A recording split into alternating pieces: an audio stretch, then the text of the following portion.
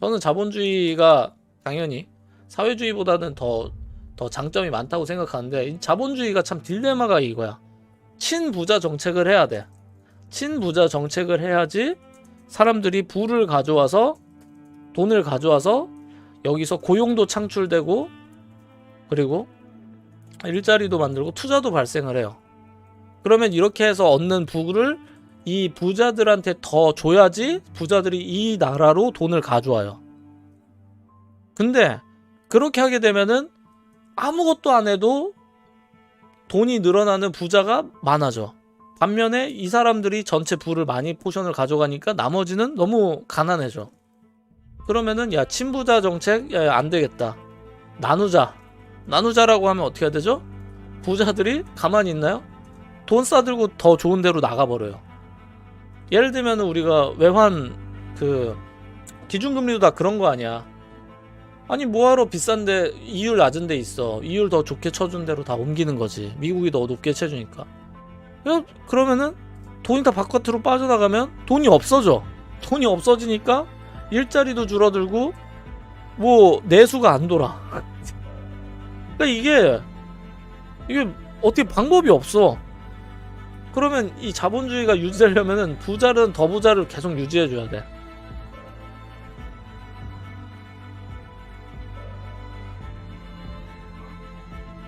그러다 보니까 이제 사람들이 종착점으로 말하는 게 결국은 모든 시스템은 최종적으로는 기본소득까지 가야 될 수밖에 없다. 그 얘기도 나오는 건데,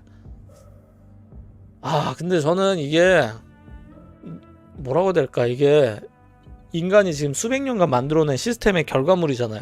우리가 살고 있는 이 현 시대는. 근데 이걸 일순간에 바꿀 수는 없는 일이고, 그래서 어떤 사건이 일어나기 전까지는 이 기차는 이 레일을 따라서 갈 수밖에 없는 거야. 우리가 거대한 기차를 만들었는데 이 거대한 기차의 레일이 이렇게 있으면은 이 레일 끝에 뭔가 이제 말도 안 되는 문제점이 있어. 막 돌뿌리 같은 게 있어. 거대한 돌이. 그럼 그 기차가 이제 가가지고 결국은 박을 위기에 보여. 앞에가 보이는데도 불구하고 여기에 석탄이고 뭐고 어마어마한 연료를 이미 넣어버린 거야. 그게 활활 타고 있으니까 얘가 멈출 수가 없어. 브레이크를 밟아도 멈출 수가 없어. 그냥 달려가는 거야. 이 필연적인 멸망, 이런 문제점을 향해 가지고 우리 세대 때도 대격변이 한번 일어날 것 같은 게, 대격변이라고 하는 게 원래의 자본주의를 생각하면 원래의 자본주의가 한번 무너졌던 게 소수의 자본가랑 어마어마하게 많은 노동자가 생겨서 런던에서 노동자들이 어떻게 잤나요? 서서 잤어. 서서 잤다고. 사람이 이렇게 나무 판에 몸을 기대가지고 서서 잠만 잤어. 이렇게 서서. 집을 못 구해가지고 일자리 구하려고 농장 이런 데서는 이제 안 되니까는 어쨌든 도시에 왔는데 도시에 사람들이 너무 많아. 그래가지고 공장에 취직은 해야 되는데 공장에 취직하면은 그 돈으로 안 되니까는 돈을 아껴보겠다고 이 나무 판자 이렇게 돼 있는 곳에서 걸쳐서 자고, 그리고 하루에 열 몇 시간씩 일하고, 그렇게 하다 보니까 어떻게 되죠? 구매력이 박살이 나요. 이게 초기 자본주의잖아. 물건은 미친 듯이 생산이 되는데 구매력이 박살나서 아무도 물건을 살 수가 없어. 아니 물건은 많은데 구매할 수 있는 사람이 없어. 그래서 어떻게 되죠? 1%가 90% 이상, 하위 90% 이상 자본보다 많아지는 시점이 와요. 이때가 대공황입니다. 이때가 대공황이에요. 이때가 대공황이 와요. 그리고 이 붕괴가 오고 나서 전 지구적으로 나눠야 한다. 국가 주도의 경제 정책이 필요하다 해서 좌파 쪽 스탠스의 정책들이 일어나게 되는데, 그 대표적인 케이스가 뉴딜 정책이죠. 우리가 교과서에서 배우는 그 뉴딜 정책이 여기서 나오는 거죠. 그래서 다시 이거를 정상화를 합니다. 그래서 원래 우리가 1차 대공황이 일어났을 때 그때 1%가 90%보다 컸는데 다시 이게 정상화가 돼요. 그래서 부의 간격이 좀 줄어들어. 아무도 물건을 살 수 없는 상황에 이르고 나니까. 그랬다가 다시 자본주의가 신자본주의 하면서 발전되면서 다시 조금씩 커졌죠. 그리고 원래는 이제 근본위제였는데 이제는 신뢰화폐로 바뀌었잖아. 근본위제 폐기되면서. 닉슨 대통령 때죠. 그러면서 화폐를 그냥 미친듯이 뿌려. 기축통화 미친듯 뿌립니다. 재정적자? 오케이. 어차피 우리 또 찍으면 돼. 딸깍하면 버튼 누르면 돈 나옴. 너희 왜 이람? 미국 입장에서는 우리는 버튼 누르면 돈 나오는데 너희는 이래서 이 돈을 사가야 돼. 이 시스템이란 말이야. 지금 시스템이. 미국은 버튼 누르면은 연준에서 돈 누르면 달러가 찍혀서 나오잖아. 근데 우린 그거 일해서 받아가야 되잖아. 근데 이 시스템 위에 모든 게 올라왔단 말이야. 현대의 모든 경제 시스템이. 그래서 이 인플레이션의 그 레일 위에서 레일을 우리가 고속 열차를 만들어 버렸단 말이야. 여기에 모든 금융 시스템이 다 들어있단 말이야. 근데 이거는 필연적으로 어떤 결말에 이르냐면은 대공황 때랑 똑같은 일을 만들게 될 거예요. 왜? 빈부격차가 극단적으로 늘어나니까. 돈을 찍으면 그 돈은 가만히 있는 게 아니라 평가자산으로 다 들어가죠. 고정 그런 뭐 부동산이나 주식 같은 걸로 다 빨리 올라간단 말이야.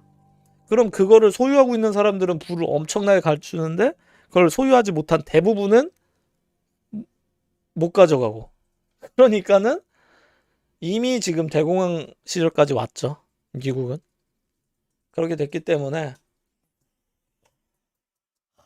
급진 사회주의 정책이던 뭐던 이 임계점에 대한 대책이 필요한 것 같아요. 미국 주식은 롱이죠. 미국 주식 롱이죠. 근데 옛날하고 달리 평가가 절하될 수가 없다고 보는 게, 저는 옛날에는 국가에서 발행을 했는데 지금은 국가에서 발행된 그 화폐일지라도 그 가치가 바인딩된 거는 결국 가치를 제공하는 기업하고 바인딩이 되어 있단 말이야. 근데 그 바인딩된 그 기업들이 어디에 있냐? 미국에 있잖아, 대부분이. 그러니까는 설령 달러는 망해도 미국 기업은 안 망한다고 봐요. 망할 수가 없어. 예를 들면 달러가 망했어. 달러가 화폐가 막 문제가 생겼다고 해봐. 근데 그렇다고 해서 나이키가 망하나? 그렇다고 해가지고 사람들이 나이키, 아디다스 이런 거 신었는데 갑자기 나이키, 아디다스가 망해버려가지고 그보다 뭐 알지도 못한 어떤 유럽이나 아시아권 브랜드가 그 자리를 싹 다 갑자기 밀어가나? 아니면 애플, 달러가 망했다고 해서 애플 폰 안 살 거냐고, 엔비디아 안 살 거냐고, 구글 안 쓸 거야? 다 쓴단 말이야.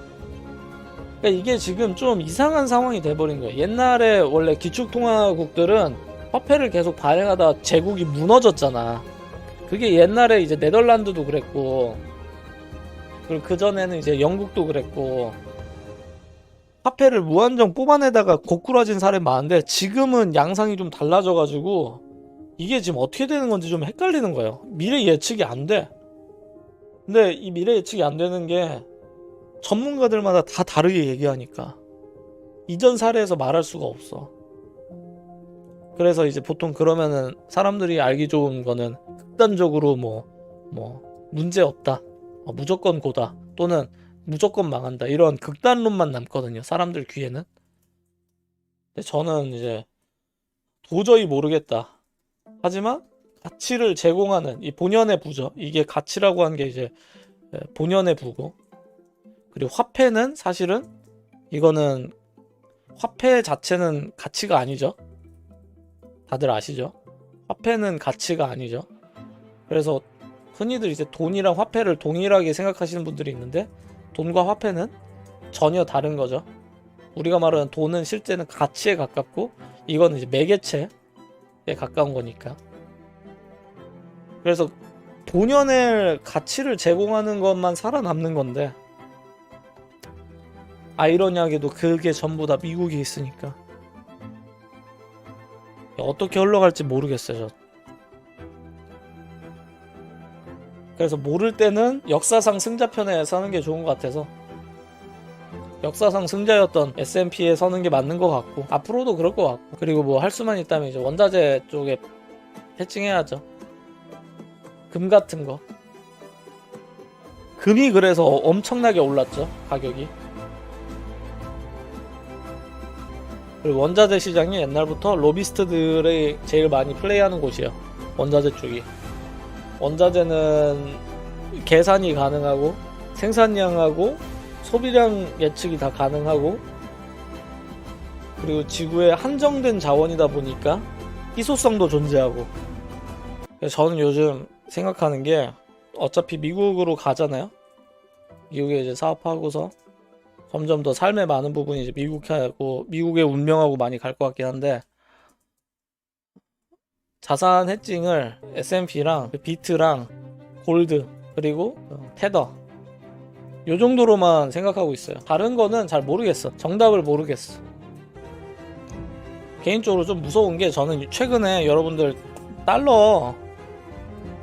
원달러 지금 1,400원 무너진 거 다들 아시죠? 국제시장에서 더 문제가 있어요.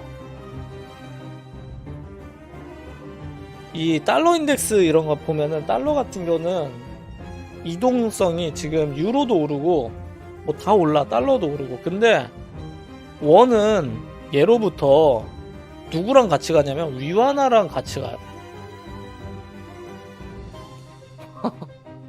그래서 아이러니하게도 한국 경제와 한국의 그 국제 통화의 그 가치는 중국 시장하고 밀접한 연관이 있어요.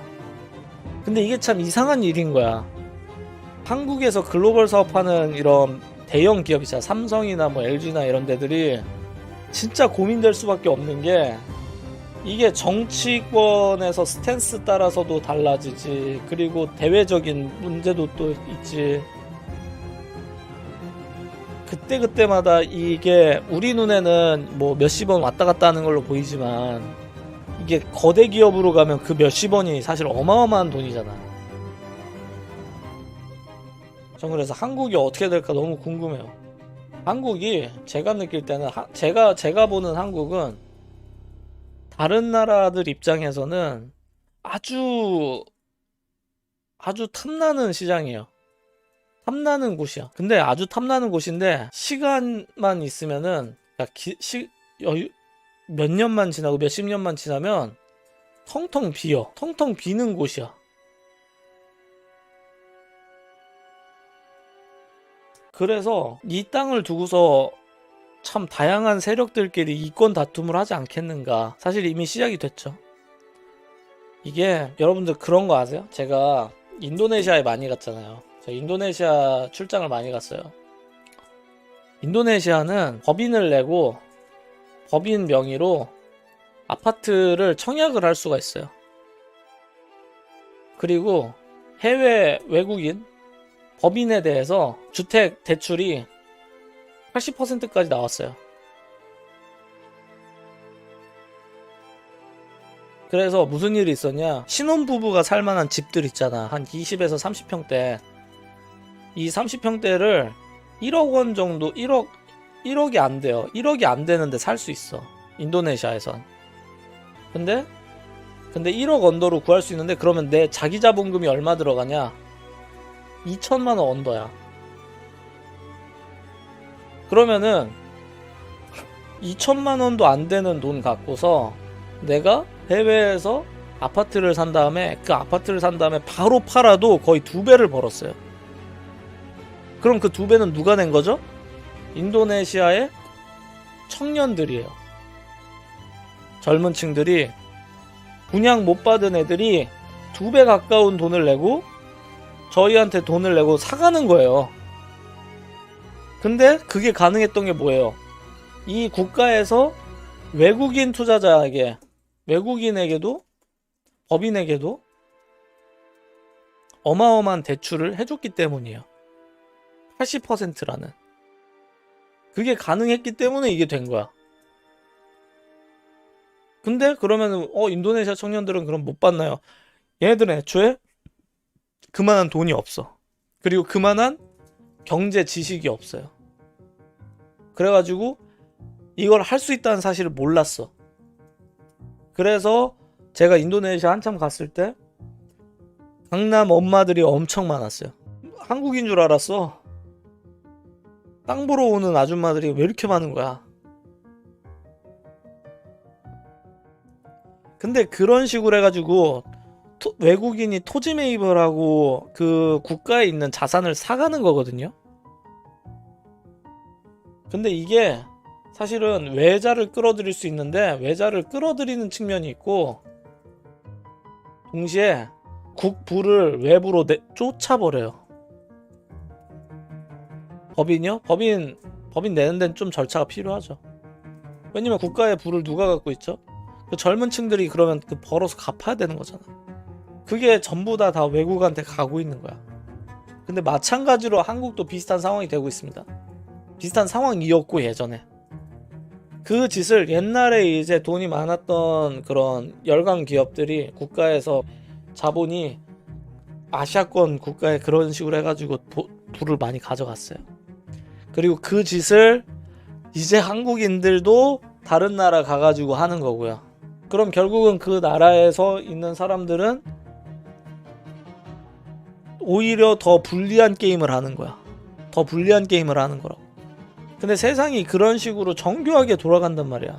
이게 정책을 한번 잘못 설정하면은 국가의 젊은 층들의 모든 부와 그게 예를 들면은 국가 안에서만 돌면 다행이야. 왜냐면 내수가 돌 수 있잖아. 근데 방금 전 케이스처럼 제가 만약에 그런 식으로 투자해가지고 제가 그 돈을 그냥 가져와서 한국에서 쓰면은 그러면은 그거는 그냥 인도네시아 화폐를 바로 그냥 원화로 바꿔가지고 여기에 있는 가치를 떨어뜨리고 이렇게 하면 원화 가치가 올라가죠. 이렇게 되면서 저는 부를 그냥 갖다 쓰기만 하는 거예요. 그럼 여기는 내수가 못 돈단 말이야. 그만큼의 자금이. 그러니까 이게 외국인 투자를 열어준다는 게 상당히 위험한 거야. 이게 조심해야 되는 거야. 외국인 투자 열면은 당연히 그 시점에는 돈이 들어오겠지. 근데 그럼 그 돈을 냈으면 그 투자된 금액으로 얻는 수익을 누가 내냐? 국민이 내야 되는 거야. 나중에. 그럼 그 국민이 내는 이자 붙여서 내는 거야. 세상에 공짜가 없어. 근데 요런 것들을 이제 한국은 IMF 때 경험을 많이 했죠. IMF 때 회사들 많이 넘어가면서. 그래서 우리 아무리 열심히 해봤자 그 IMF 때 회사 많이 넘어가고 주식도 넘어가고 해가지고 그 포션들은 다 외국으로 새는 거 아니야. 그래서 절치부심해가지고 우리나라 사람들은 죽기 살기로 열심히 일하고 하는 거고 빨리빨리 일하고. 근데 그 시스템을 아직 모르는 그런 금융지식이 약한 뭐 동남아시아권 그런 곳들은 열심히 일을 하던 말던 뭐 느긋하게 하고 보통은 그렇게 되면 국부를 찬탈당해요. 결과적으로 돈을 열심히 벌려고 해도 애초에 내수로 남는 돈이 없어. 돈을 찍어내도 그 돈이 어디 가냐? 외화랑 교환하는 데 쓰이고서 바깥으로 다 나가니까. 이게 참 저는 그래서 이 시스템을 그때 이제 인도네시아 제가 한참 출장 많이 다닐 때 그때 이제 은행 회장님 많이 만났어요. 은행권 회장님들 많이 만나고 이제 증권사 대표님들 이분들하고 많이 지냈어요. 같이 일했던 분들이야. 다. 그래서 은행권 회장님 중에 한 분이 저 사위 삼겠다고 그런 분들이 있었어. 근데 이게 참 재밌는 게 이분들 있잖아요. 그러면 이 인도네시아라는 곳이 왜 그렇게 됐을까? 왜? Why? 여기는 집권 세력이 화교들이에요. 다 화교 출신의 중국 자본이에요. 그래서 더 먹기 좋게 그런 식으로 정책을 다 밀어버린 거야. 밀어버렸기 때문에 쉽게 먹을 수 있는 거야. 아무리 이래봤자 다 그런 식으로 가는 거야.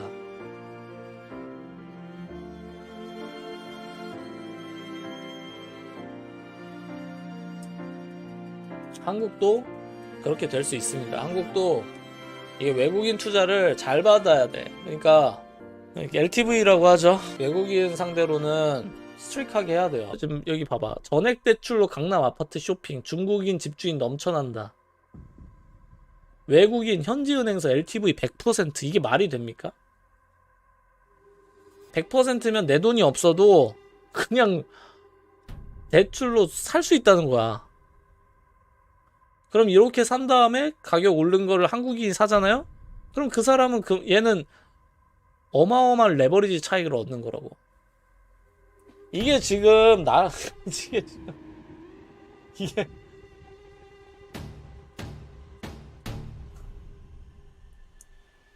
제가 얘기한 그 인도네시아 시나리오가 지금 한국에서 일어나고 있고요. 그래서 이거 개편돼야 됩니다. 이 개편 안 되면은